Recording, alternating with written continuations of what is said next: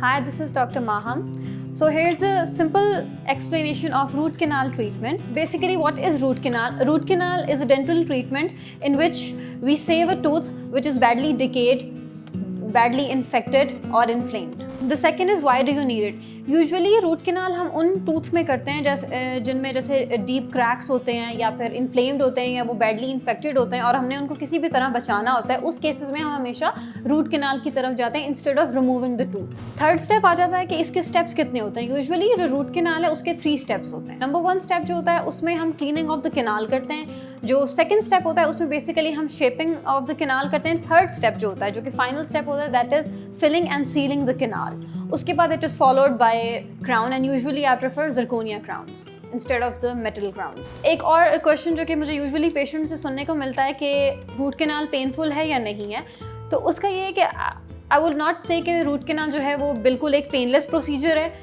It's a sort of a discomfort. आपको discomfort ज़रूर feel होता है लेकिन क्योंकि अब हम जो है एडवांस डेंटल टेक्नोलॉजी में हम लोग लोकल एनेस्थीसिया यूज़ करते हैं जिससे कि हम जो टूथ का जो पार्ट है हम वो नम कर देते हैं. तो जब वो नम हो जाता है तो ज़रूरी नहीं है कि पेशेंट को पेन हो. हाँ, पेन कुछ कंडीशंस में होता है. अगर आपका टूथ बैडली इन्फेक्टेड है, वहाँ पे इन्फेक्शन कुछ ज़्यादा ही है, उन कंडीशंस में पेशेंट को पेन हो सकता है. पोस्ट ऑफ पेन भी हो सकता है और प्री ऑफ पेन भी हो सकता है. लेकिन जो पेन की जो इंटेंसिटी होती है वो केस टू केस वेरी करती है. यूजुअली किसी केस में हमें बिल्कुल पेन नहीं होता और कुछ केसेस में थोड़ा बहुत डिस्कम्फर्ट एंड पेन होता है. फिर रूट कैनाल का सबसे बड़ा बेनिफिट ये होता है कि एक तो आपका जो नेचुरल टूथ है वो आपका हमने सिक्योर कर लिया है. सेकेंडली ये होता है कि आपका जो फंक्शन होता है च्यूइंग का वो कॉम्प्रोमाइज़ नहीं होता है.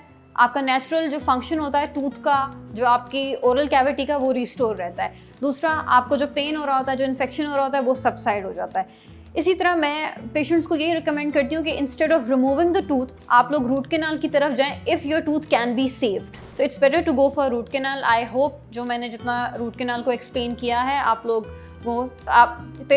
लोगों को समझ आ गई होगी रूट कैनाल की इम्पोर्टेंस और उसमें कितना टाइम लगता है. और जितने भी आपके क्वेश्चंस थे वो मैंने आंसर कर दिए हैं.